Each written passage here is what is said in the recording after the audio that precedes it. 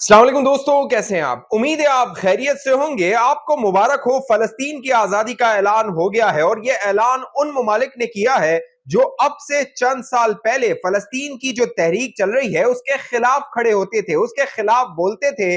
अब ये ममालिक अक़वाम मुत्तहिदा के प्लेटफॉर्म पर फलस्तीन को तस्लीम कर रहे हैं, फलस्तीन को एक रियासत के तौर पे तस्लीम कर रहे हैं। ये बहुत बड़ा धचका है उन अमरीकी एस्टेब्लिशमेंट के लिए और साथ साथ इसराइल के लिए, जो कि ये चाहता था कि फलस्तीन को खत्म कर दिया जाए, फलस्तीन के वजूद को खत्म कर दिया जाए। अब तक के जो आदादो शुमार हैं उनके मुताबिक अक़वाम मुत्तहिदा के 193 जो ममालिक हैं उनमें से 2/3 से ज्यादा जो ममालिक हैं वो फलस्तीन को रियासत के तौर पे तस्लीम कर चुके हैं।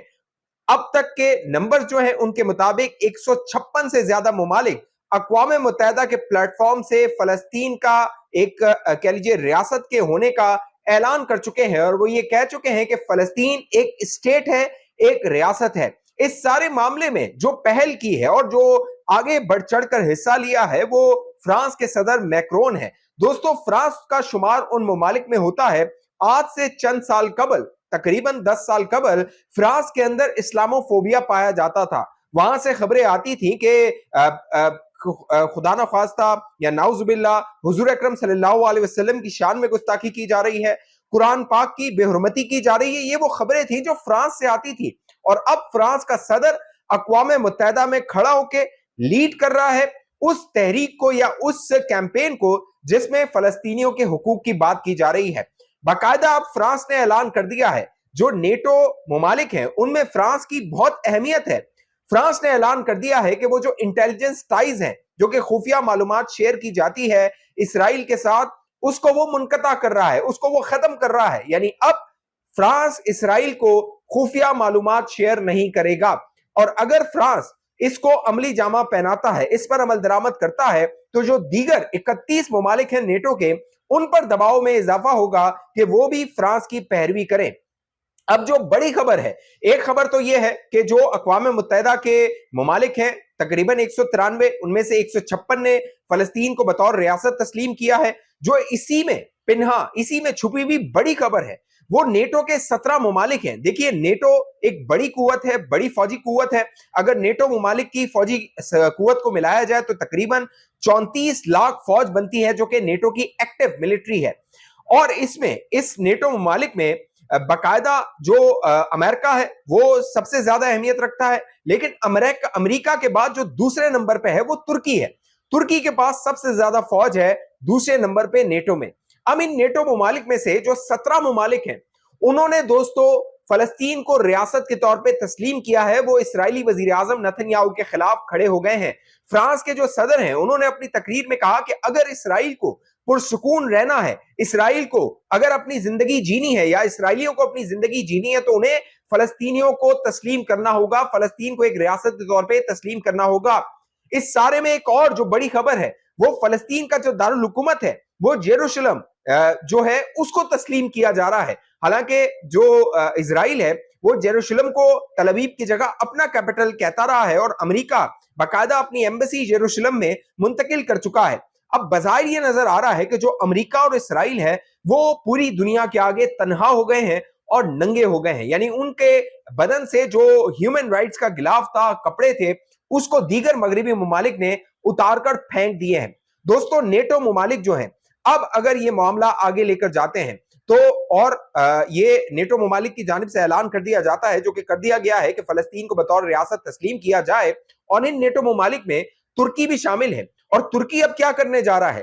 तुर्की 25 सितंबर को तुर्की के जो सदर हैं रजब तैयब एर्दोगान, वो डोनाल्ड ट्रंप से मुलाकात करने जा रहे हैं। और इस मुलाकात का ऐलान किसने किया है? इस मुलाकात का ऐलान डोनाल्ड ट्रंप ने खुद सोशल मीडिया पोस्ट में किया है और इस पोस्ट में जो इजराइल के लिए बड़ा धचका है वो F-35 जेट्स है। दोस्तों, इजराइल जो कार्रवाइयां करता है, मसलन इजराइल ने जो कतर पे हमला किया था वो F-35 को इस्तेमाल करते हुए किया था। इजराइल ने ईरान पे जो हमला किया था वो F-35 जेट्स को इस्तेमाल करते हुए किया था। और ये जो F-35 की टेक्नोलॉजी है ये अमेरिकन टेक्नोलॉजी है।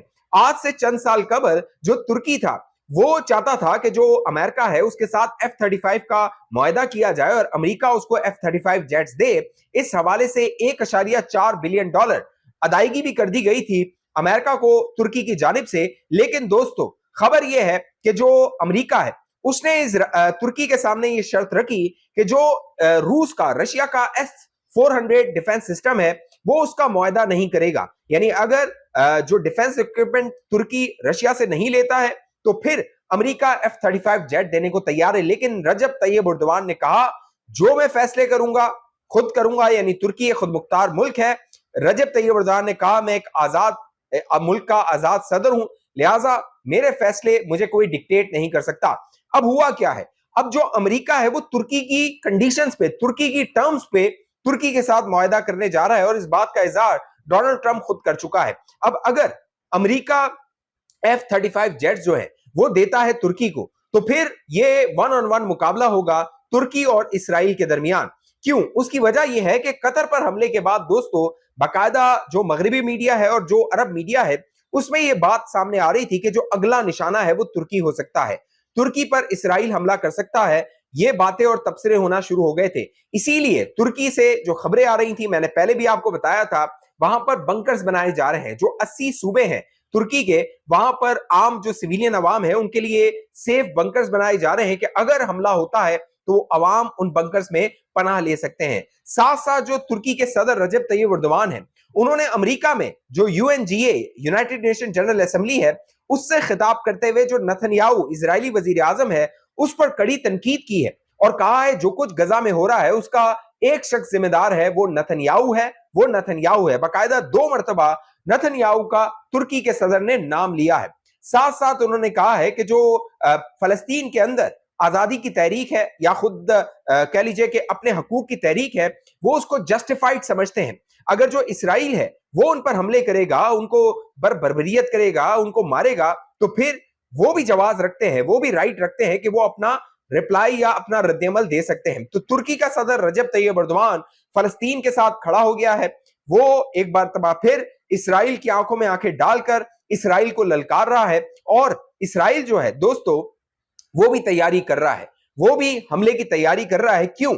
उसकी वजह यह है कि इसराइल दुनिया में अकेला हो गया है, इसराइल का कोई है नहीं, इसराइल के साथ कोई नहीं दे रहा। जो मगरबी ताकतें हैं उन्होंने तनहा कर दिया है इसराइल को जब उन्होंने फलस्तीन की रियासत को तस्लीम किया है।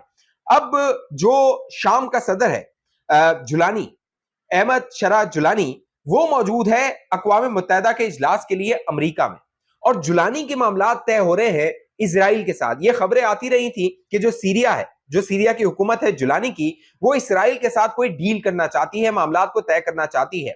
अब तकरीबन 1900 कह लीजिए 60 की दिहाई के बाद, तकरीबन 60 सालों के बाद जो सीरिया का सदर है वो मौजूद है अमेरिका के अंदर अक़वाम मुत्तहिदा की जनरल असेंबली से खिताब करने के लिए। अब ये जो अहमद अल शरा है दोस्तों, अहमद अल शरा वो शख्सियत है जिस पर अमेरिका ने $10 बिलियन का सर की कीमत लगाई थी। वो इसे दहशतगर्द कहते थे, वो इसे अलकायदा का रहनुमा कहते थे और अब वही अमेरिका जो पहले दहशतगर्द कहता था जिस शख्स को, अब उसके साथ बैठ के मामला तय कर रहा है, मुज़ाकरात कर रहा है। अब अहमद अल शरा जब मौजूद थे अमेरिका न्यूयॉर्क में, वहां पर उनका साबिक CIA के चीफ हैं डेविड पेट्रियस, उन्होंने एक इंटरव्यू किया, एक सेमिनार था, एक तकरीब थी, उसमें वो उनके साथ थे, बात कर रहे थे। और ये CIA के जो चीफ हैं डेविड पेट्रियस, ये इराक में भी रह चुके हैं और इन्हीं के हुक्म पर अहमद अल शरा को गिरफ्तार किया गया था। यानी वो दहशतगर्द जिसको अमेरिका गिरफ्तार कर रहा था, आज उसी CIA चीफ के आगे वो बैठा हुआ है और वो बात कर रहा है, वो इंटरव्यू दे रहा है। अब जो CIA के चीफ हैं डेविड पेट्रियस, उन्होंने इसराइल को तस्लीम करने के हवाले से अहमद अल शरा से पूछा कि आपके मुज़ाकरात हो रहे हैं, आपके कोई डील हो रही है, मामला तय हो रहे हैं, क्या शाम जो है वो इसराइल को तस्लीम करने जा रहा है?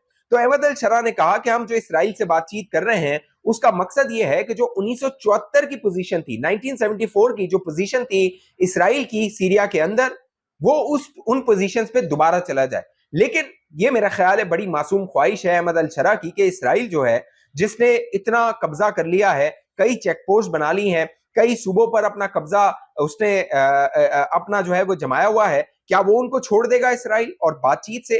तो ऐसा मुमकिन नहीं है। अहमद अल शरा मामला तय कर रहा है। अहमद अल शरा को शक की निगाहों से भी देखा जाता है, शक भी किया जाता है कि शायद वो बिहाइंड द सीन अमेरिका का या इसराइल का आदमी है, जिस तरह उसका इस्तकबाल हुआ है, बाकायदा मार्को रूबियो जो कि फॉरेन सेक्रेटरी ऑफ स्टेट है अमेरिका के, उन्होंने बाकायदा इस्तकबाल किया है अहमद अल-शरा का और कोशिश कर रहा है अमेरिका कि अहमद अल-शरा के साथ इसराइल को तस्लीम करवा दिया जाए, जो इब्राहिम अकॉर्ड है उसमें उसको शामिल करवा दिया जाए। लेकिन अहमद अल-शरा ने कहा है कि इब्राहिम अकॉर्ड का हम हिस्सा नहीं बनेंगे। अब अहमद अल-शरा को सऊदी अरब भी सपोर्ट कर रहा है, तुर्की का रजब तैयब अर्दवान भी सपोर्ट कर रहा है, दीगर जो अरब ममालिक हैं वो भी सपोर्ट कर रहे हैं। तो देखना है कि जो शाम है उसकी सूरत हाल में क्या डेवलपमेंट होती है। बड़ी खबर मैंने आपको बता दी है, अच्छी खबर मैंने आपको बता दी है।